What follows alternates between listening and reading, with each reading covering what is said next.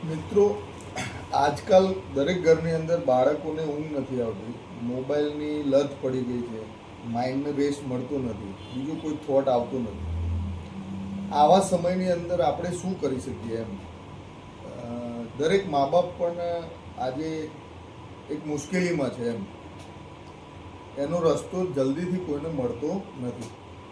આવા સમયની અંદર શું કરવું? ઇવન મોટા લોકોની પણ વાત કરું છું. એડલ્ટ લોકો પણ મોબાઈલની લતે એવા ચડી ગયા હોય છે, અથવા તો મોબાઈલની લત સિવાયના પણ ઘણા એવા લોકો છે આજે કે જે એક જ થોટ પ્રોસેસથી ચાલુ કરે એટલે રાત્રે 2, 3, 4 વાગી જાય, 5 વાગી જાય, એમનું ઊંઘ જ ના આવે. માંડ 15 મિનિટ ઊંઘ આવે.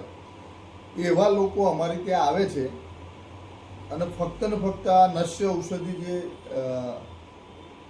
100% ભારતીય સંસ્કૃતિના જે આપણે તાકાત કહીએ એ પ્રમાણે ચૂલા ઉપર બનેલી આ ઔષધિઓ હોય છે, એનો ઉપયોગ કરીને સતત જે દર મહિને 2 થી 3 હજારની મેડિસિન જે લોકો લેતા હતા એમને બંધ કરી દીધા છે અને આવી લતથી છૂટી ગયા છે લોકો. તો ફક્ત આ નોઝની અંદર નાખવાનું એટલું એક સાહસ કરવાનું છે. એક નોઝમાં 1 ડ્રોપ આ બાજુ અને 1 ડ્રોપ આ બાજુ, અને મેડિકલ ટ્રીટમેન્ટ કરતાં અને એના કરતાં કન્સલ્ટિંગ ફી કરતાં બહુ જ ઓછા પ્રાઇઝીસમાં આ 45 થી 90 દિવસની અંદર આ બધામાંથી ઝડપથી બહાર નીકળી શકે છે લોકો.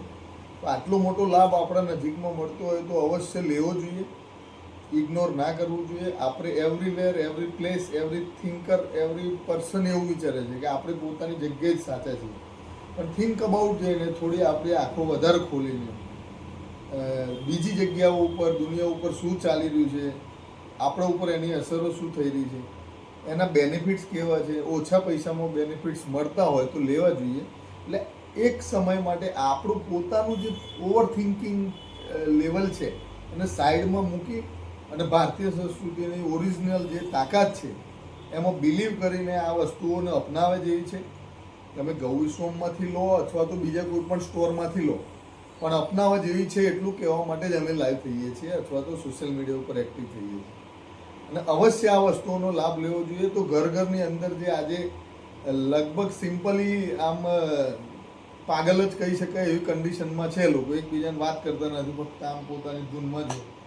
તો એના માઇન્ડને રેસ્ટ કઈ રીતે મળશે? આવનારા સમયના પ્રશ્નો ઊભા થઈ ગયા છે. ઉપવાસ ચાલુ થઈ ગયા છે, મોબાઈલ લિવિંગ ક્લાસીસ ચાલુ થઈ ગયા છે, માઇન્ડ પાવર, મેન્ટલ ડિસઓર્ડર, આ બધા જે નવા ડિસીઝ. આપણે તો હજુ ખાલી હાથ પગના બધા નાના ઓપરેશનો, કટિંગમાં ને એમાં પડે છે.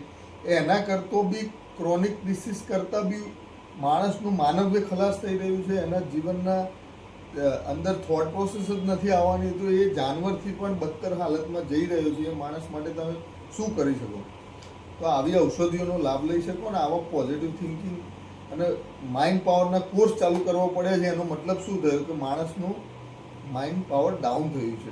તો જ કરવો પડે કોર્સ. મેથ્સનું ટ્યુશન કેમ બંધ થઈ જાય?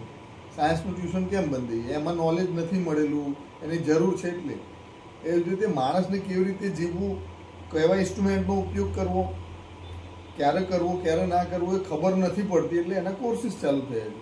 તો વિધાઉટ કોર્સ આપણે આ શોર્ટ કી વાપરીએ અને આપણે આપણા જીવનમાં લાભ લઈ શકો એના માટે ભવિષ્યની મુલાકાત કરો અને લાભ લો. જય ગમે.